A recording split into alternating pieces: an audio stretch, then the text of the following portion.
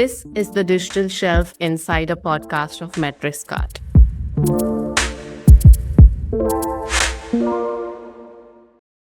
Hello, everyone. Welcome back to the Digital Shelf Insider podcast of MetricsCart. Today, we have a dream guest. It's not a special guest, it's a dream guest. And he's been in this industry for a very long time, and he's worked with some of the top brands, and he leads the Omni education and change management for CPGs at First Mover. He's a really cool and popular figure, and we are talking to Chris Perry today. A very warm welcome to you, Chris.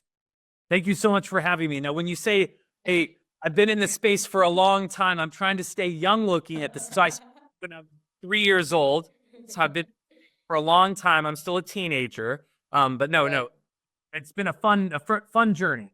Yeah. I know the intro that I gave for you is pretty concise to what you've been up to and what you're currently up to. So why don't you share all the cool stuff that's happening with you at First Mover, everything? No, I'll give you the abridged version of the journey has been what. So today, this year, 2025 will be our 5th birthday for First Mover. Again, an organization specializing in omni-channel education and change management, doing events and content and trainings and certifications and consulting and capability work for CPGs, agencies, retailers. Always here to help in any way we can as kind of an independent satellite center of excellence, right? That can orbit around other organizations and help them plug and play with whatever capabilities they need. But and that love of education on my side really came from all my work on the CPG side. I started my career a long time ago at Reckitt in brand management. And then one day there was this town hall a couple years into my career where they asked for volunteers on this special project called e-commerce. They called it e-tailing back then in 2010 and 11. Yeah. And I volunteered as tribute, like a true Hunger Games movie fan, into that, and then ended up in a small team that then built it up to a center of excellence and became a real competitive advantage, I think, for the Reckitt organization. I still see Reckitt, the Reckitters out there doing really great work. And then I got to do that again at WellPet, or Wellness Pet Company, as they're now called. And I know a lot of the team still over there doing some amazing work. And then at Kellogg's, before they became Kellanova and the WK Kellogg's company. And that's actually where I met my business partner, Oscar Koshubsky, who was leading the global e-com organization. So we parted ways for a little bit as I went into the consulting side with the digital shelf analytics company. And I really led the education side with the advisory team. Found my love for that because I've been doing education my whole career. And then during the pandemic, we saw this huge opportunity to launch something specifically on educating the whole industry on what now was reality. And Oscar was consulting at the time, so we joined forces again. And then 5 years later, we've had an amazing ride, built a team. I know one of your recent guests, Amanda Wolf, is one of our beloved board members and contributors and a fellow first mover out there. So we're, again, here to help move the whole industry along in any way we can. This is so awesome. So I'm picking something from a recent what's happening, the PDP Awards from NCAPS, and that you are a judge for, and it happens for different categories, right? So there's this question I have for you. What differentiates like brands with the best products on Amazon, Walmart, and Target? Yeah, so for anybody out there listening who doesn't know, we First Mover and several other industry players, just as an industry effort. So it wasn't just one company launching them. Launched our NCAPS PDP Awards last year. We started with the grocery category and had hundreds of PDPs submitted because it's free. It's a free program for people to participate in. Agencies, solution providers, brands can submit. And we got a lot of really interesting learnings that we can talk to from the grocery, food, and beverage categories. But now in January of this year, we are now in the healthcare category. Then we're going to have household and baby. Then we're going to have beauty, then pet, then grocery again, and then BevAlc. And then we've also had a lot of interest from other markets. So the UK, Canada, Mexico, Europe. So we're looking to expand this very quickly as much as we can. But very excited by the early the early positive feedback and the early learnings. But I think the interesting part with brands of any category, not just the grocery ones or the healthcare ones that we're doing right now, across Amazon and Walmart and Target, and we chose those 3 retailers in the US because they are different, but they all have similar advanced capabilities when it comes to the digital shelf and digital merchandise. Yeah. So we didn't want to compare like a regional grocer who doesn't have as many capabilities to an Amazon, because best in class will look very different between the two. So we tried to choose similar platforms. But what was really interesting, a lot of learnings that we found, and we can get into specific best practices too, but what we kind of like to say is some brands were leveraging some of the best practices. No brand was leveraging most of the best practices. Right. And interestingly, even some leaders on winning on Amazon weren't winning with the same products on Walmart or Target. So, and our criteria are all very objective criteria across the table stakes of content completeness. Like, do you meet the basic requirements? SEO optimization, shopper centricity, like is it really designed with a story and a look and a feel that would engage a shopper? Is it designed to drive bigger baskets or new people or more trips? Like, is it incremental in design? Is it mobile ready? Is it social content integrated, right? Does it have UGC integrated? So we covered a lot of those things, but it was interesting that it's not that any one brand would do everything, but no brand was doing most of the things you should do. Even the winners, right? Even the best pages, hands down, were not the best that I think could be possible, which shows you that everyone has room to improve, which is a really exciting place to start, because this is a constant ongoing process, right? Yeah. So there, but I think the ones that, and we can talk more to this, but I think the strategies that really showed the next level, PDP experience were really the shopper centricity ones. It was thinking about, I need to have a certain amount of content. It needs to be accurate. It needs to be complete. It needs, and I might even think about it from the science, right? Like each, a food product needs to have the nutritional information and a claim and an ingredient, and I'm going to think through all that. But then it wasn't just, do I have it? It's what order is it in, right? Am I telling the story in a way that would engage the target shopper that I really want to, not target the retailer, but the targeted shopper that I want to go after? Am I really talking to them, or am I talking to anyone in the world that could see my page? And so, and I think that even played a little bit into the mobile readiness too. It's like, if I'm a shopper, I'm at home on my phone while I'm watching TV shop. But if I'm at work looking at my digital shelf, I'm on my laptop. So when I'm working on my digital shelf, am I doing it the way the shopper would, or am I doing it the way the worker would do it, right? And so it's all those little best practices of thinking through that intended end user. That user experience is what really sets a lot of these brands apart. It's treating their PDPs like a brand microsite. And almost investing that much time in it, the same way brands spend on their websites and their social media platforms. How do you do that same thing for all the top selling PDPs that you care about? Right. Like you said, it's an evolving concept, and I like the quote that that digital shelf is it's not a project, it's a practice, right? So how does shopper centricity play out in these platforms? Like you said, that there should be a narrative, and so Amazon, Walmart, Target, they have like a different way of functioning with brands. So how does that play out?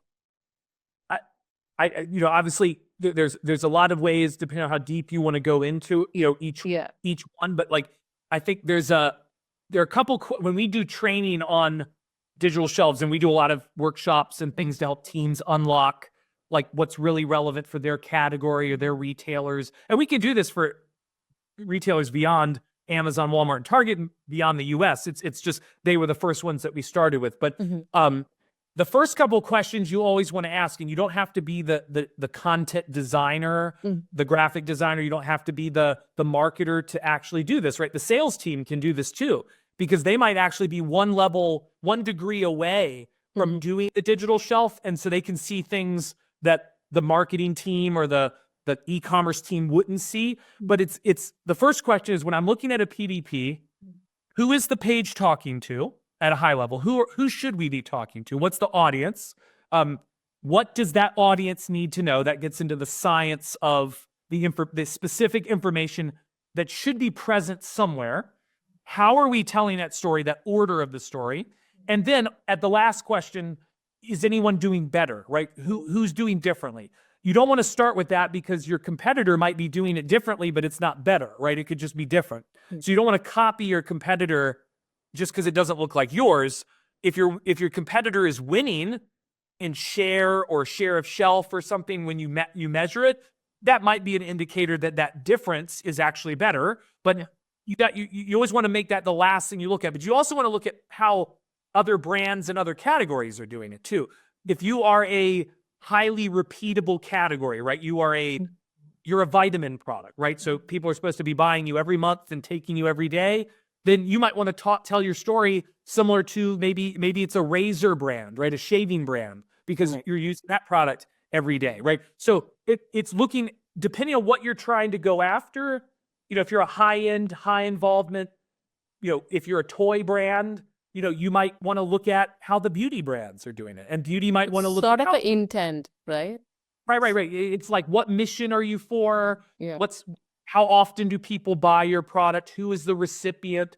Is it a gifting product? Is it for you? All those kind of things. But that'll help you get started. But then the storytelling part is taking all of that information they need to know and then flowing it in, whether it's in your carousel or in your enhanced page or even your bullet points or your description. All of your content should flow in this way. What is this product? Is it for me, the intended audience? Does it work? That's a really important question to answer, very close to what is it and is it for me? And then all the other information would come later, right? The other unique selling propositions. So there are a lot of brands that will have like, what is it? I'm just making this up.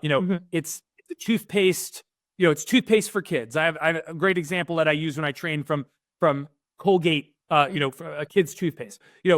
It's Colgate kids toothpaste for 7 to 12-year-olds. Okay, well, is it for me? Well, do you have 7 to 12-year-olds? Well, yes. Okay, I have a 9 and 11. So yes, it's the right product for me. Now, the next question is, does it work? I want to know that first. I don't care what flavor it is. I don't care that you have other products you can sell me. I don't care. I don't want to say I don't care. I don't care that it's sustainable yet. Yeah. What I care about is, does it work? Well, it's the #1 recommended brand for kids by dentists, right? That I call that a mic drop, right? Yeah. Do I need anything else to tell me that I want it? Now, all the rest of your content just supports the story you've already told me. The flavor, okay, good. It's a mint flavor. We're good. It's long lasting. It helps prevent all these different problems with, oral care problems, and you're sustainable and you have mouthwash and toothbrushes, right?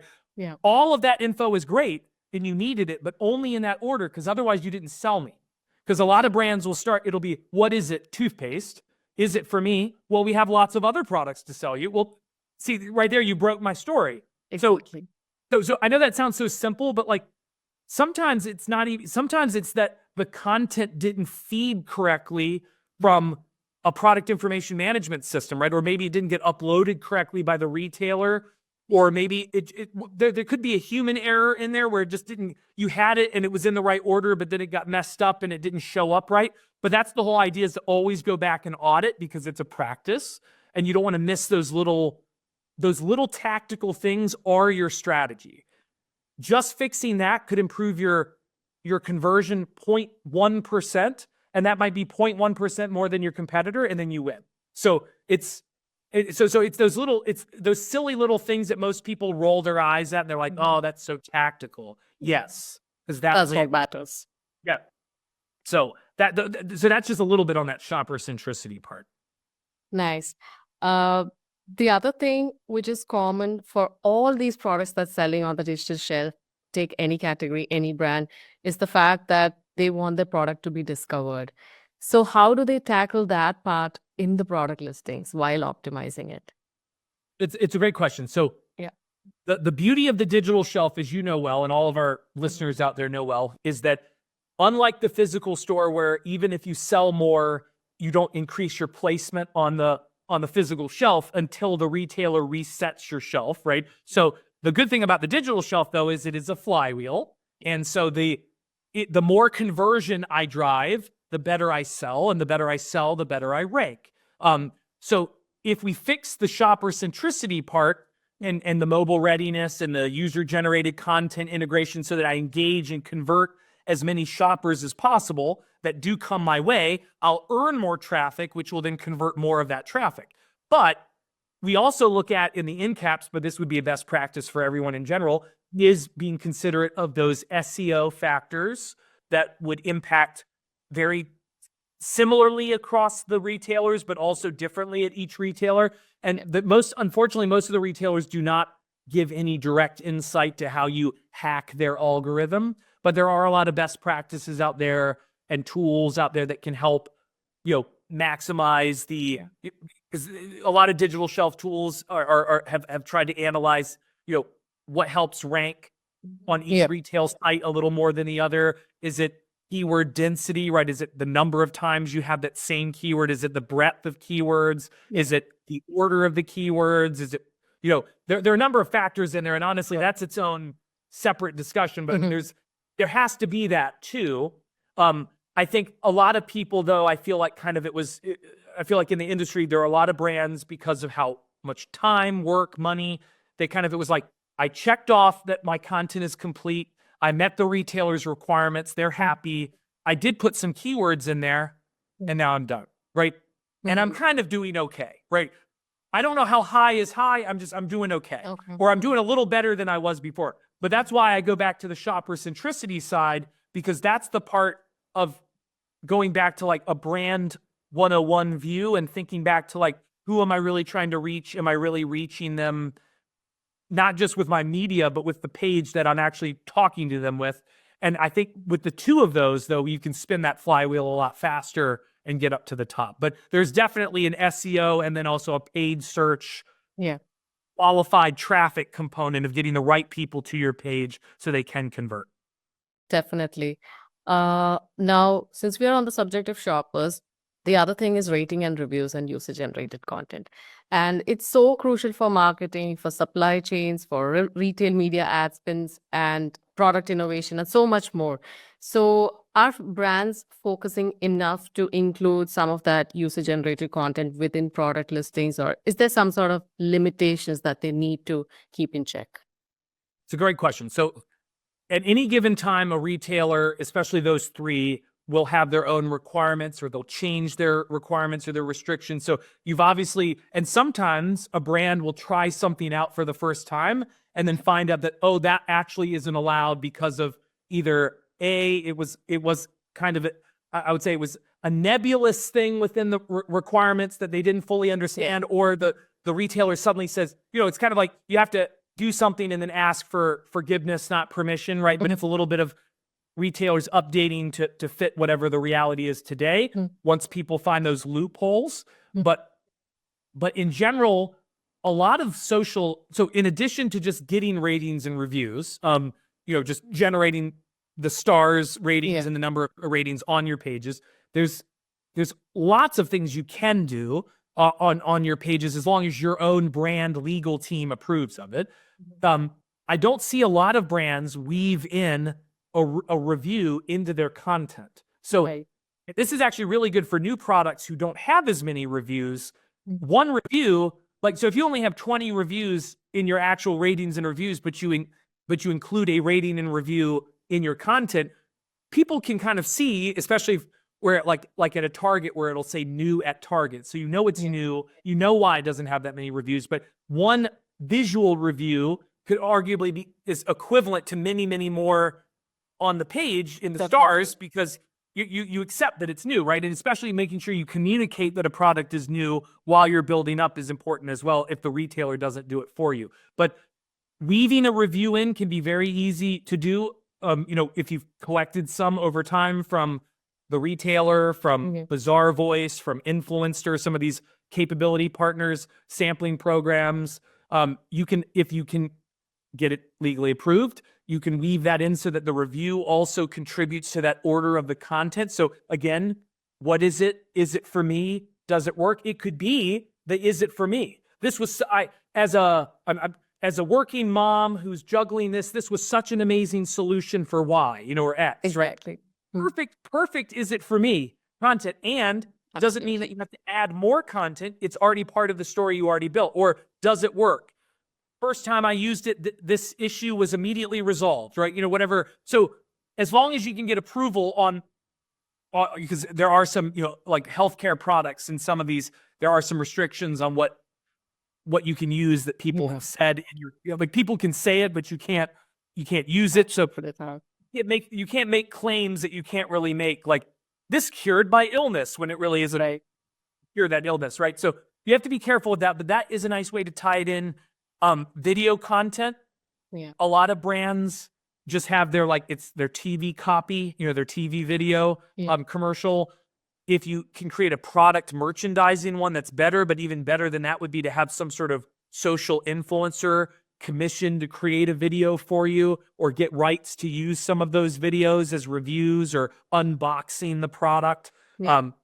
I think 2025, we can actually look into seeing more of those video content getting enriched, right?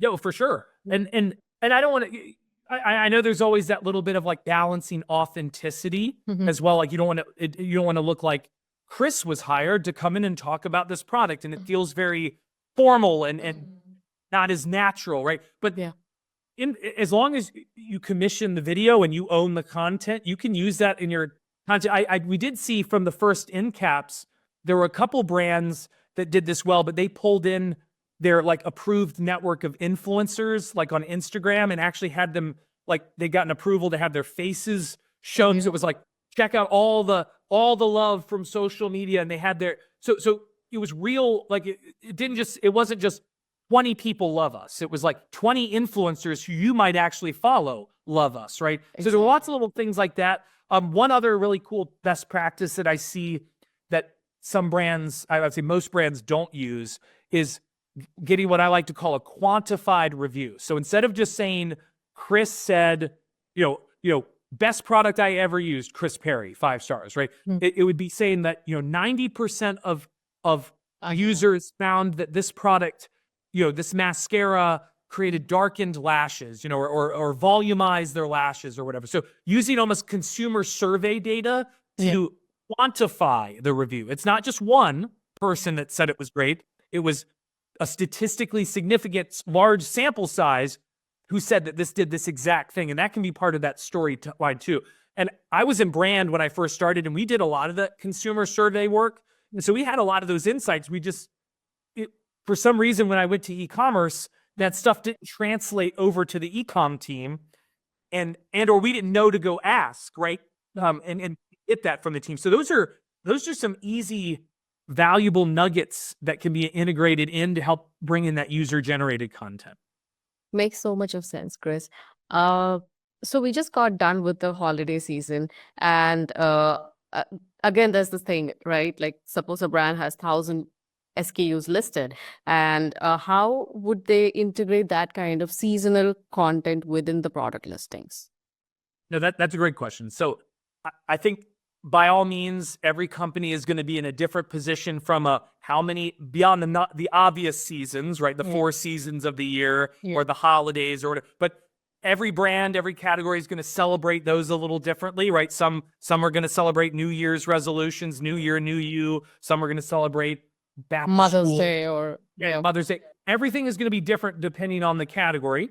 To be fair, any category could technically celebrate any holiday, but there are going to be some big ones for certain categories that are relevant. That being said, then you've got to pair, to your point, how many SKUs do I have? Because some have hundreds, some have thousands. I've definitely had thousands of SKUs at different big CPGs. I think where most people in a perfect world, you would update your content at least quarterly, with even if it was just to be seasonally relevant for every single SKU in your portfolio at every retail. I mean, and maybe that's not even as ambitious as we should be. It should be for every single holiday or season you would update. But that's a lot, and it costs a lot of money. It kind of goes back to the way a lot of brands approach, and we would recommend too. Don't get overwhelmed by the whole portfolio if that's not possible.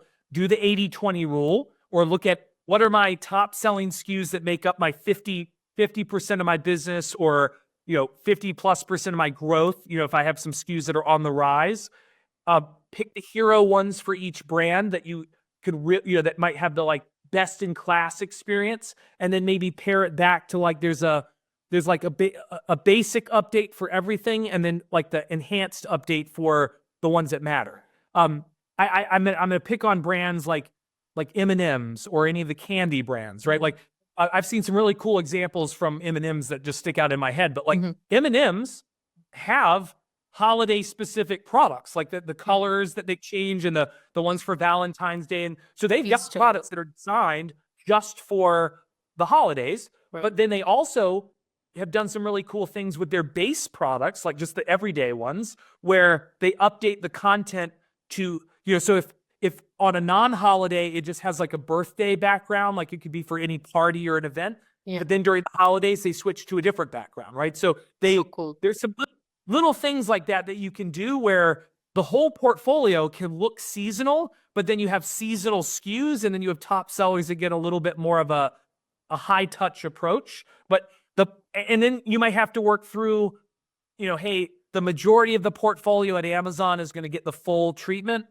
I'm going to pare it back as I work down my list of retailers. It's not because I don't love them, but I can't do it for everybody, right? And so but the cool thing is you're going to get a case study out of doing it for the ones you do it for, and then it's going to make the case that you do it for more if you could just get more headcount, more money, more agency support, whatever, more time, So that opens it up, right? I think the idea too is like go show the value and then make the case to do more so that you get more value. Because the brands that are going to win are going to be the ones that update on the fly. In Southeast Asia and North Asia, on a lot of those marketplaces, they're updating content daily, depending on an insight that they get, especially around the Singles Day and the double-digit holidays. They've got different content. Even the main hero image changes like every day. Yeah. They're on top of that all the time, right? And that's normal to them. But in the US, it'd be like, oh my gosh, I have to update it again this year. Yes, please update it again this year, because you might see value in it, right? So I know that's easier said than done, but we need to light that fire just to make people go do it. Absolutely. And we spoke a lot about product listings, rating and reviews, and shopper centricity. Now, coming to the internal teams that work behind the brands, how do they align their common goals towards e-commerce and everything? So that's the question of the century, honestly. Right, but it's too hard. It's very challenging, but still. It is. Now, the beauty of it is the answer is simple. Yeah. The going to do it is hard. So, and we what you just said before. Yeah, so I want to honor everyone out there that it's not easy. That's why you have a job. But part of your job isn't just doing the job in the silo that you have today. It's finding a way to do it better. Even if you're not the boss, even if you're not the C-suite, you can influence upward and outward and downward, or wherever you are in the organization. But the way we've been saying it a lot recently in trainings and some of our events, and I think it's a nice phrase, right? Just to remember, we are what we do. We do what we measure. If we want to do differently, we need to measure differently, right? So that kind of goes to your point.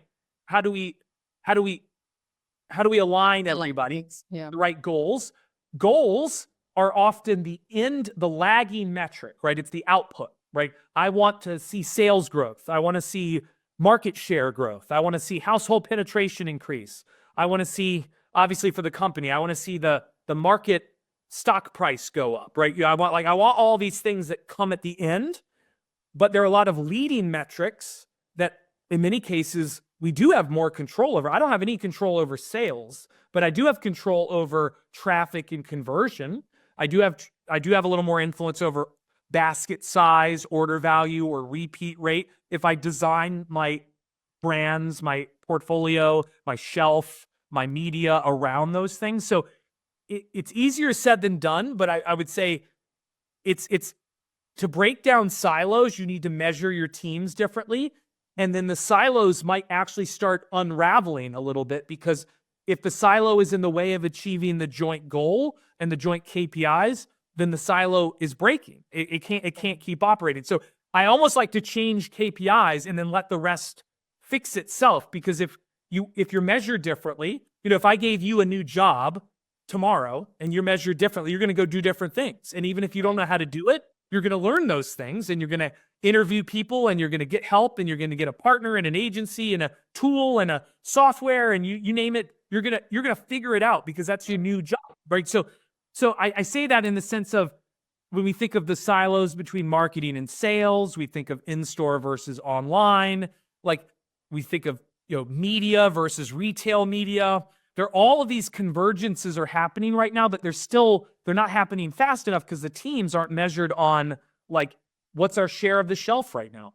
Like, instead of share of sales, which is influenced by share of shelf, how do I influence share of shelf? Well, the marketing team could do better at driving qualified traffic, right? And the digital shelf team and the brand team could also come up with a better story to tell on the product pages, right? As an example. And the supply chain team obviously needs to keep helping ensure availability. And do we have the right price pack architecture? That might bring in the finance team, right, and the revenue growth management team and the category team. Like, my point is, all of these different functions still matter, but because we're not measuring on digital and digital influence sales, right, and what drives those, we're not aligning all the teams to those things and then giving them clear actions that influence those things. They're kind of all operating in the legacy silos they always operated in, and then they're not seeing results. And so there's a lot of blame or reorg, but not actually re-measuring. I think that's the issue. You can give me a new org structure, and that sounds great, but if you didn't change my metrics, the org structure doesn't matter. Like, it can help, it could hinder, but it's not going to matter as much as what I'm measured on, and whether everyone is measured on the same leading KPIs. And so I think that's how I would approach that. That is so very true. We've come to the end of the show, and I have this one last question to you. So if you have to describe in one word for brand manufacturers, what should they keep in mind about product listings in 2025? That's a great one. I actually shared this one word. So Lauren Levat-Gilbert, who's the executive director of the Digital Shelf Institute, had asked a few people for a word to represent 2025. And this one, I think, plays extremely relevantly here. It's the word consistency, because I actually think consistency might be the most important leading metric, and how we measure that is up for debate. But measuring consistency might be the most important leading metric of them all, because it's not that I go do the digital shelf once really well for all of my products at every retailer. I have to be doing this effectively all the time, over and over and over again, which is why we said it's a practice and not a project. So anyone who's in e-commerce or the digital shelf knows that, but sometimes it's so hard just to get it updated one time that you kind of are just happy you got it done one time when you're done. But for us, it's never done. And the moment you're done, that's the new benchmark, and everybody else tries to improve off your new benchmark. And so I think consistency is an important one. And I go back to, though, your point about seasonality. That doesn't mean you need to update it every single day. It just means you should be checking it every single day or weekly at a minimum. And then thinking, is there a way that we could tackle refreshing different groups of our content every quarter, every month, or, so that almost on the year, it's constantly, it's like different currents in the water, all churning, different waves are all churning at different times. But overall, we're constantly dynamically changing and learning. And maybe that's the way to do it, so it doesn't feel like it's overwhelming in big waves. But consistency is going to be the key. And that's true for any personal goal you have. The only way to get fit with your New Year's resolutions is consistency. Eat right, eat the right calorie count, burn the right calories, work out right. It's all this. How do you keep cavities? When we talked about toothpaste, oral care, it's brushing every day, right? It's going to see your dentist once, twice a year, right? So it's all those kind of things. But that consistency is, I think, one of the most important words of the year. Definitely. Thank you so much, Chris, for being on the show. And it was such a blast having this conversation with you. And I'm sure our audience feel the same. Thank you so much. Thank you so much for having me. We've come to the end of the episode. If you loved what you just listened to, don't forget to like, share, and subscribe. We'll be back next Monday with a really awesome guest. Stay tuned until then.